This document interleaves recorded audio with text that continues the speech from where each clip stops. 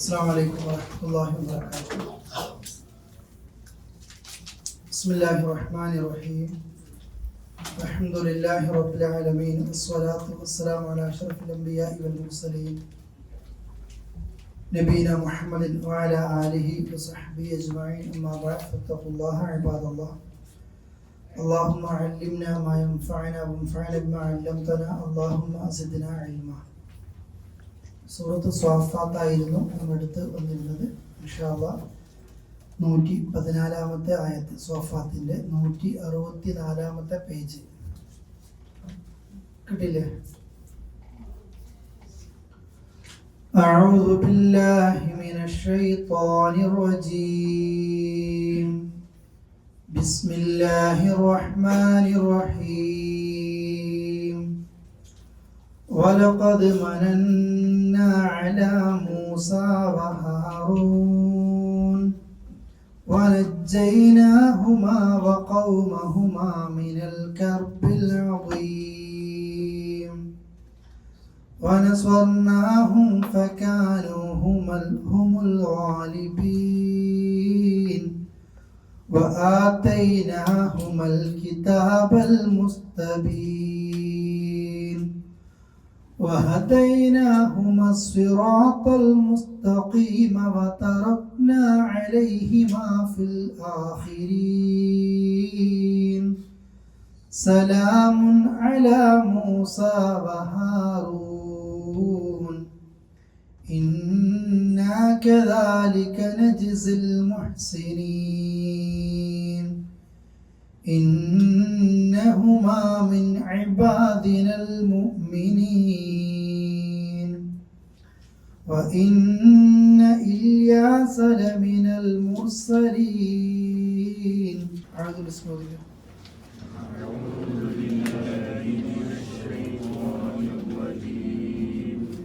بسم الله الرحمن الرحيم. ولقد مننا على موسى ഒന്നും കൂടെ ولقد مننا على موسى അടുത്തത് ونجيناهما وقومهما من الكرب العظيم. كافاണ് കർബ് എന്ന് പറയും.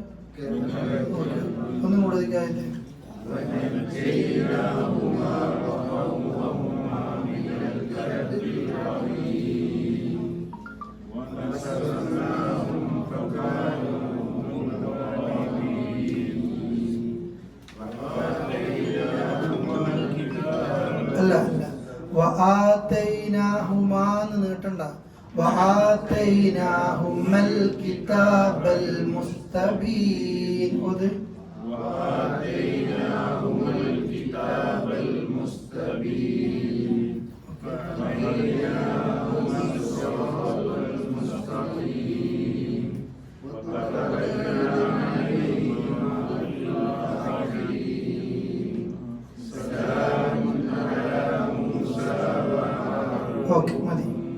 ഇൻഷാ അല്ലാഹ് വേറെ അതിലൊന്നും ഒരുപാട് നിയമങ്ങൾ ഒരുപാടൊന്നും ഇല്ല. ഇൻഷാ അല്ലാഹ് ഇബ്രാഹിം നബിയുടെ ചരിത്രമായിരുന്നു അവസാനമായിട്ട് സൂചിപ്പിച്ചത് അല്ലേ? പിന്നെ ഇബ്രാഹിം നബിയെ ലാസ്റ്റ് കരിക്കാൻ നോക്കിയതും അള്ളാഹു രക്ഷപ്പെടുത്തിയതും എന്നിട്ട് ആ മറ്റുള്ളവരുടെ തന്ത്രങ്ങളെ പരാജയപ്പെടുത്തിയതും ഒക്കെ പിന്നെ ഇബ്രാഹിം നബിക്ക് അള്ളാഹു തല കൊടുത്ത മറ്റൊരു പരീക്ഷണം പിന്നെ ബലിയറുക്കുക എന്നുള്ളത്.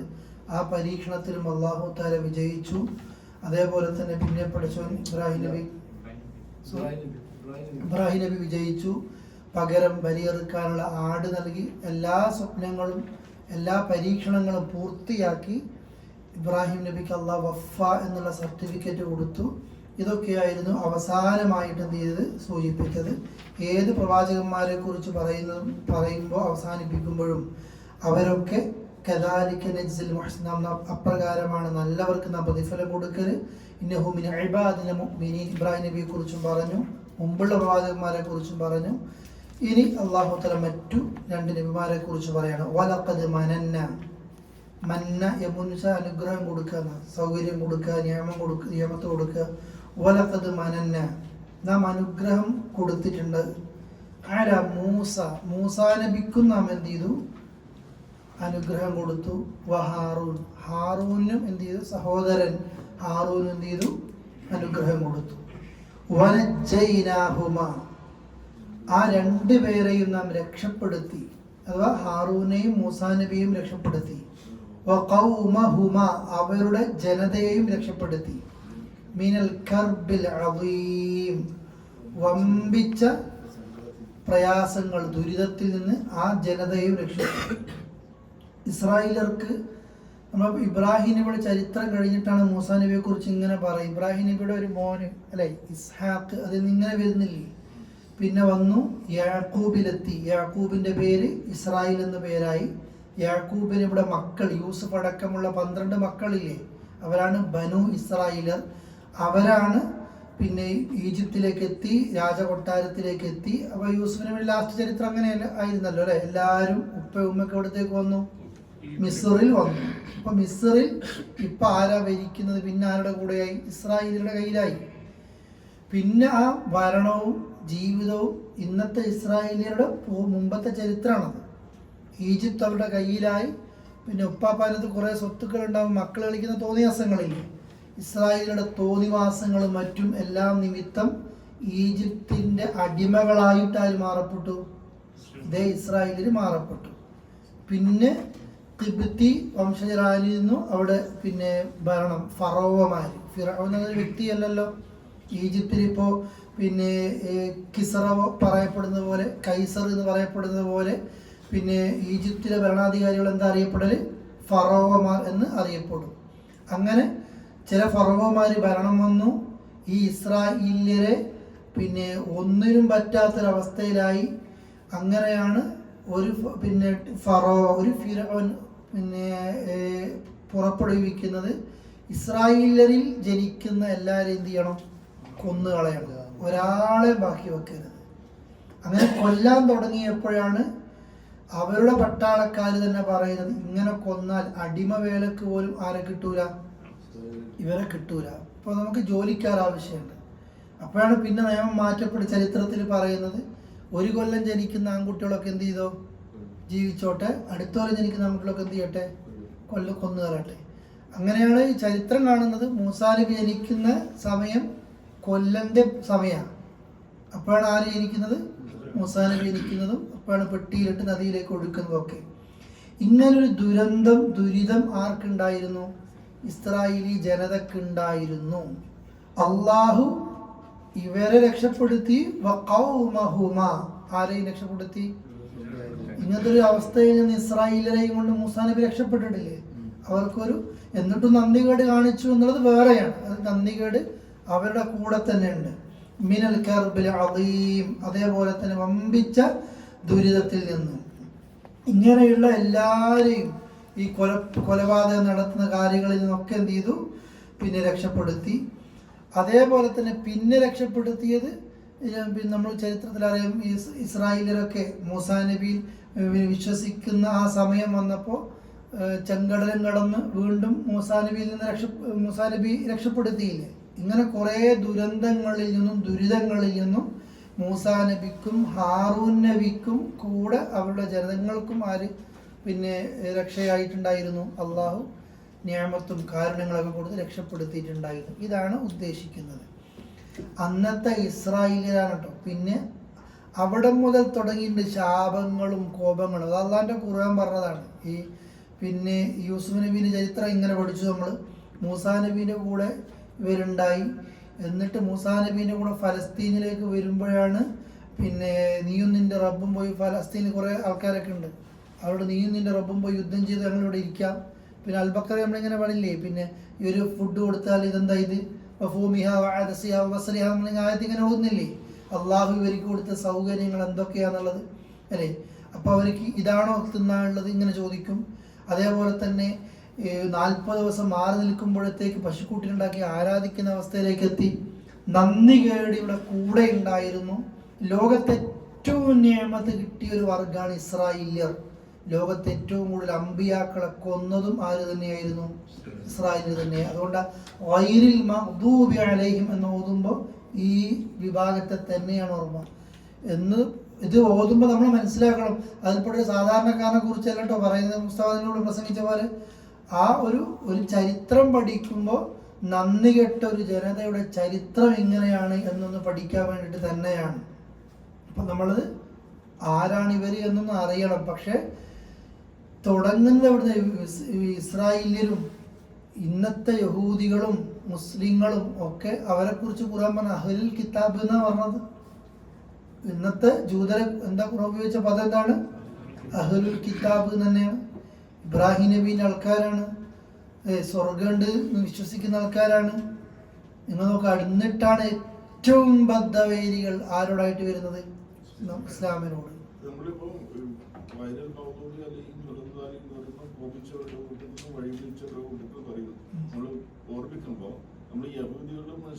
ഓരെ മാത്രം ഓർമ്മിക്കണ്ട. ഒന്ന് യഹൂദികളും നസ്രാണികളുമാണ് അതുകൊണ്ട് ഉദ്ദേശിക്കപ്പെടുന്നത്. എന്നിട്ട് മുഫസ്സിരികൾ പറഞ്ഞു, അള്ളാഹുവിൻ്റെ കോപത്തിന് വിധേയമാകുന്ന ജൂത ക്രൈസ്തവർ അടക്കമുള്ള ഏത് വിഭാഗത്തിൽ നിന്നും പഠിച്ചവൻ ഞാൻ നിന്നോട് എന്ത് ചെയ്യാണ്? രക്ഷ തേടാണ് എന്ന രീതിയിൽ എന്ത് ചെയ്യുക, അതാണ് നിൽക്കാൻ വേണ്ടത്. പക്ഷെ ഒരു ചരിത്രം നമ്മൾ പഠിക്കണം. പിന്നെ ഇത് അള്ളാഹിൻ്റെ പരീക്ഷണം തന്നെയാണ്. അന്ന് മുതൽ തുടങ്ങിയതാണ്. ആ യുദ്ധങ്ങൾ ഇന്നും ഉണ്ടാവും. ഇനി അവസാന കാലത്ത് വലിയൊരു യുദ്ധം വരാൻ ബാക്കിയുമുണ്ട്. ഇസ്ലാമിനോട് ഏറ്റവും വെറുപ്പുള്ളൊരു വിഭാഗം ഇവർ തന്നെയായിരിക്കും. എന്നാൽ ഇസ്ലാമിനോടേക്ക് ഏറ്റവും അടുക്കാൻ പറ്റിയ വിഭാഗം ഇവർ തന്നെയാണ്. അതുകൊണ്ടാണ് ഖുർആൻ സൂറത്തുൽ ബഖറയൊക്കെ പറയുന്നത്, നിങ്ങൾ താലോ ഇലാ കലിമത്തിൻ, നിങ്ങൾ നമ്മൾക്കും നിങ്ങൾക്ക് യോജിക്കാൻ പറ്റുന്ന കുറേ ഭാഗങ്ങളില്ലേ അഹ്ലുൽ കിതാബേ, നിങ്ങൾ അതിലേക്ക് വാ. അത് നിങ്ങൾ അള്ളാഹിനെ ആരാധിക്കുന്ന ആൾക്കാരല്ലേ എന്ന് പറഞ്ഞ് വിളിക്കുന്നുണ്ട്. അപ്പം അവരിലും നല്ലവരുണ്ട് എന്ന് ഖുർആനുണ്ട്. ഈ അഹ്ലുൽ കിതാബിൽ ജൂതരിലൊക്കെ ഇപ്പോഴും ഉണ്ട്. ഇതെല്ലാവരും പിന്നെ ഇന്ന് മുസ്ലിങ്ങളെ കൊന്നൊടുക്കുന്നവരിൽ എല്ലാ ജൂതരും ഒരുപോലെയാണെന്നുള്ളതല്ല. ശക്തമായ പ്രതിഷേധം അറിയിക്കുന്ന ആളുകൾ ഇവിടെ ഉണ്ട്. അവരെ കൂടുതൽ ഖുർആനും എടുത്ത് പറഞ്ഞതാണ്. അവരുടെ കൂട്ടത്തിൽ തന്നെ നമ്മുടെ മൂസാ നബിയുടെ ചരിത്രം വായിക്കുമ്പോഴൊക്കെ അത് പറയും. മൂസാ നബിയുടെ ചരിത്രം വായിക്കുമ്പോൾ ഖുർആൻ പറയുന്നുണ്ട്, ഈ പിന്നെ അവരുടെ കൂട്ടത്തിൽ നിന്ന് തന്നെ ഇസ്രായേലിൽ നിന്ന് തന്നെ രക്ഷപ്പെടുത്താൻ വരുന്ന ആൾക്കാരുണ്ടാവും. അത് വേറൊരു ഭാഗമാണ്, ഒറ്റപ്പെട്ട നിലക്ക്. അല്ലാഹ് പറയാണ്, അങ്ങനെ അവരെ വനജ്ജൈനാഹുമാ വഖൗമഹുമാ മിനൽ കർബിൽ അദീം, രണ്ടുപേരെയും, ആ രണ്ടുപേരുടെ അഥവാ മൂസായുടെ ജനതയെയും വമ്പിച്ച ദുരന്തത്തിൽ, കർബ് സങ്കടം, ദുരിതം നാം രക്ഷപ്പെടുത്തി. വനസ്വർനാഹും, നാം അവരെ സഹായിക്കുകയും ചെയ്തു. ഫകാനൂ, അവരായിരുന്നു ഹുമുൽ ഗാലിബീൻ, അങ്ങനെ വിജയിച്ചവരായി തന്നെയായിരുന്നു ഇവർ തന്നെയായിരുന്നു. മൂസാ നബി വിജയിച്ചില്ല നാട്ടിൽ അല്ലേ, എല്ലാവരെയും വിളിച്ചു വരുത്തിയിട്ട് ഫിർഔൻ പറഞ്ഞ സമയത്ത് മത്സരം നടത്തി. ഫിർഔനോട് പറഞ്ഞു, നീ നിശ്ചയിച്ചോ നിന്റെ സമയം. അങ്ങനെ ഫിർഔൻ വലിയ ഉത്സവാക്കി മാറ്റിയതാണ്. മൂസാ നബിയെ തോൽപ്പിക്കാമെന്ന് പറഞ്ഞിട്ട് അധികം പറയുന്നില്ല. കാരണം സർപ്പങ്ങളെ മൂസാ നബിയുടെ വടി അല്ലേ, ശരിക്കുള്ള സർപ്പം വന്ന് വിഴുങ്ങുകയും ആ വിജയം കൊടുക്കുകയും ചെയ്തിട്ട് എല്ലാ നിലയിലും മൂസാ നബി ഏറ്റവും അന്തസ്സോടുകൂടി തന്നെ ആരുടെ മുമ്പിൽ നിന്നിട്ടുണ്ട്? ഫിർഔന്റെ മുമ്പിൽ നിന്നിട്ടുണ്ട്. ഇസ്രായേലിയർക്ക് പോലും, മൂസാ നബിയുടെ കൂടെ നിന്നിട്ട് ഇസ്രായേലിയർ പോലും നിങ്ങളെ ഞങ്ങൾ കൊല്ലുമെന്ന് പറഞ്ഞപ്പോൾ നീ ചെയ്തോ, നിനക്ക് ദുനിയാവിലെ വിധിക്കാൻ പറ്റൂ എന്ന് ഫിർഔന്റെ മുഖത്ത് നോക്കി ഇവർ പറഞ്ഞിട്ടുണ്ട്. ആ പറഞ്ഞ ടീമാണ് കുറച്ച് കഴിയുമ്പോൾ നന്ദികേട് കാണിച്ചത് അല്ലേ. ആ നിലയിൽ അവരായിട്ടുണ്ട്. നാം അവ രണ്ടുപേർക്കും നൽകിയിട്ടുണ്ട് അൽ കിതാബ, ഒരു ഗ്രന്ഥം, അൽ മുസ്തബീൻ അഥവാ നമ്മൾ വ്യക്തമായി വിവരിക്കുന്ന മുബീൻ. അതിനൊന്നും കൂടി ഉഷാറാക്കിയതാണ് മുസ്തബീൻ. ഏറ്റവും നന്നായി വിവരിക്കുന്ന ഗ്രന്ഥം മൂസാ നബിക്ക് കൊടുത്തു. ഹാറൂൻ നബി കൂടെ ഉണ്ട്. ഏതാണ് ആ ഗ്രന്ഥം? തൗറാത്ത് ഇവർക്കൊക്കെ എന്ത് ചെയ്തു? കൊടുത്തിട്ടുണ്ടായിരുന്നു. വഹദൈനാഹുമാ, ആ രണ്ടുപേർക്കും നാം വഴികാട്ടി കൊടുത്തു. അസ്സിറാത്തൽ മുസ്തഖീം, നേരിന്റെ മാർഗം നാം അവർക്ക് എന്ത് ചെയ്തു? കാട്ടിക്കൊടുക്കുകയും ചെയ്തു. വതറക്ന, നാം ബാക്കിയാക്കി, അലൈഹിമ, അവരുടെ മേൽ, ഫിൽ ആഖിരീൻ, അതാ ഈ രണ്ടുപേരുടെയും പിന്നെ നന്മകൾ പിന്നെ വരുന്ന അൽ ആഖിരീൻ, പിന്നെ ശേഷം വരുന്ന തലമുറകളിൽ ഈ രണ്ടുപേരെ കുറിച്ച് നമ്മൾ എന്ത് ചെയ്തു? നല്ല അഭിപ്രായങ്ങളും ഉണ്ടാക്കി. എന്ന് വെച്ചാൽ കഴിഞ്ഞ ക്ലാസ്സിലൊക്കെ സൂചിപ്പിച്ചതുപോലെ തന്നെ ഈ നബിമാരൊക്കെ മരിച്ചു പോകുമ്പോൾ പിന്നീട് വരുന്ന ജനങ്ങൾ ഇവരെ കുറിച്ചുള്ള നന്മകൾ എന്ത് ചെയ്തു? നാം അവിടെ ബാക്കിയാക്കി, അല്ലെ ഒഴിവാക്കി വെപ്പിച്ചു. അലൈഹിമ, അവർക്ക് മേൽ, അവർ ഉദ്ദേശിക്കുന്ന ആരാണ്? അല മൂസ വഹാറൂൻ, മൂസ നബിയുടെ ഹാറൂന്റെ മേലിലും, അല്ലെ ഫിൽ ആഖിരീൻ, പിന്നെ വരുന്ന ആളുകൾക്കിടയിൽ നന്മകൾ നാം ഒഴിവാക്കി, പിന്നെ ബാക്കിയാക്കി. അതുകൊണ്ട് തന്നെ സലാമുൻ, സമാധാനം, അല മൂസ വഹാറൂൻ, മൂസ നബിയുടെയും ഹാറൂൻ നബിയുടെയും മേൽ സമാധാനം. ഞാൻ മൂസ നബീന്റെ ഹാറൂൻ നബീന്റെ ചരിത്രം പറയാത്ത കേട്ടോ. സൂറത്ത് ത്വാഹ എല്ലാവർക്കും അറിയില്ലേ? അറിയോ? ഒന്ന് ഓതിയനെ അറിയുന്ന പോലെ.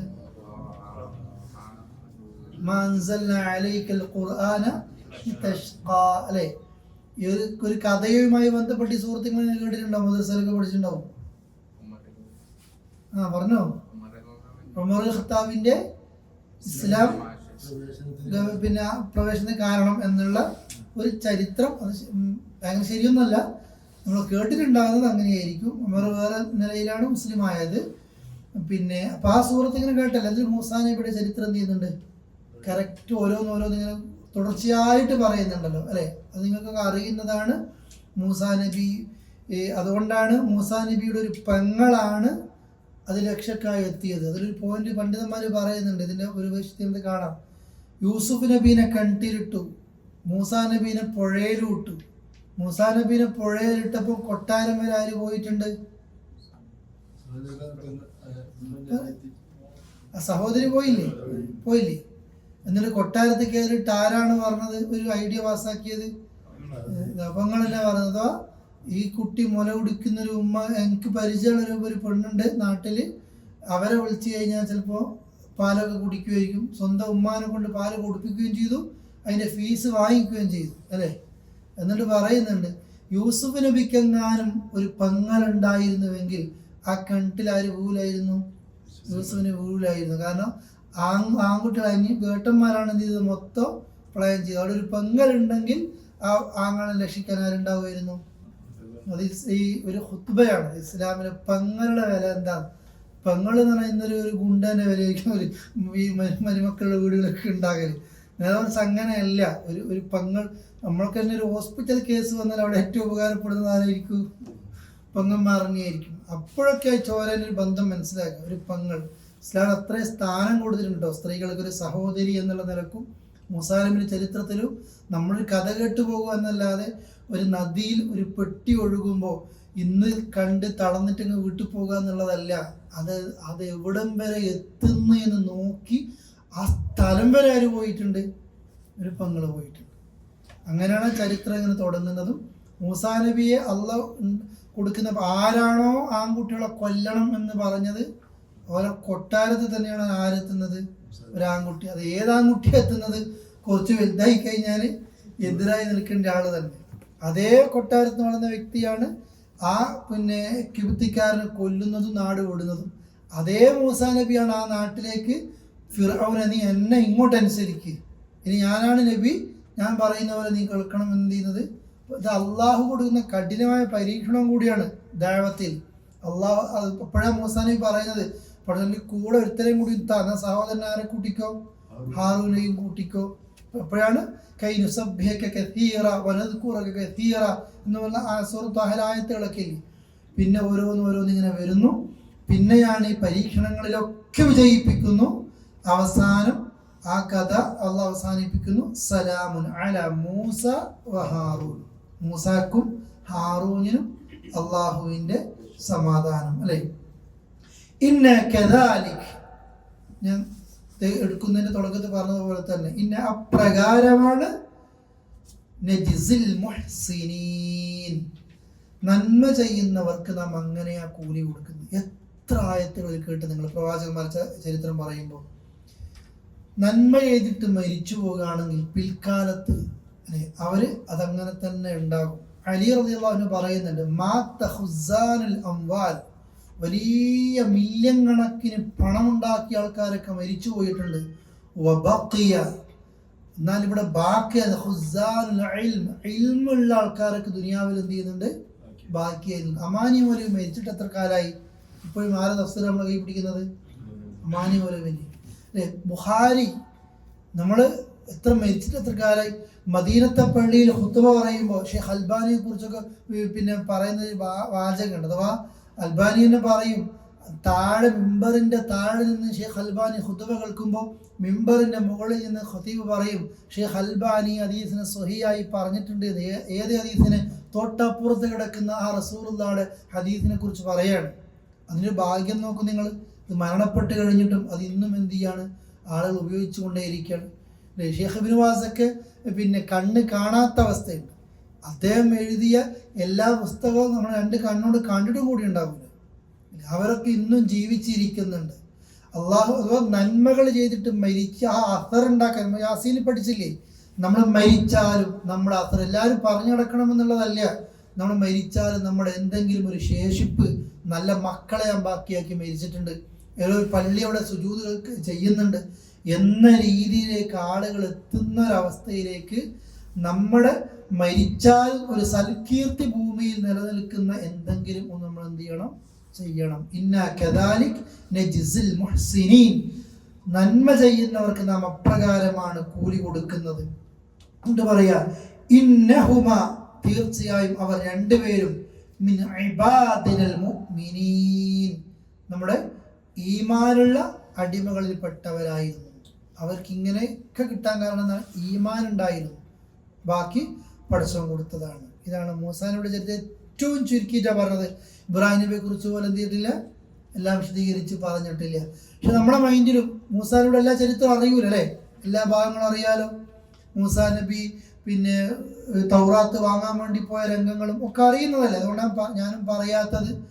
അള്ളാഹു അവസാനം പറഞ്ഞ ആ രണ്ട് ഭാഗം 121, 122 ഈ നന്മകൾ ചെയ്യുന്ന ആളുകൾക്ക് അള്ളാഹ് കൂലി കൊടുക്കാൻ ഒരു കാരണം, ഇന്നഹു മിൻ ഇബാദിന, നമ്മുടെ അടിമകളിൽപ്പെട്ടവരായിരുന്നു. എങ്ങനത്തെ അടിമ? അൽ മുഅ്മിനീൻ, എങ്ങനത്തെ? സത്യവിശ്വാസി, ഈമാനുള്ള അടിമയായിരുന്നു.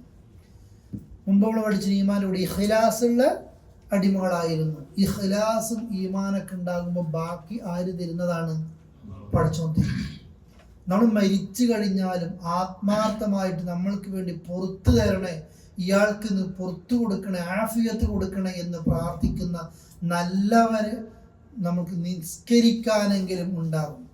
ആ നിലയിലായിരിക്കണം നമ്മൾ എത്തേണ്ടത്.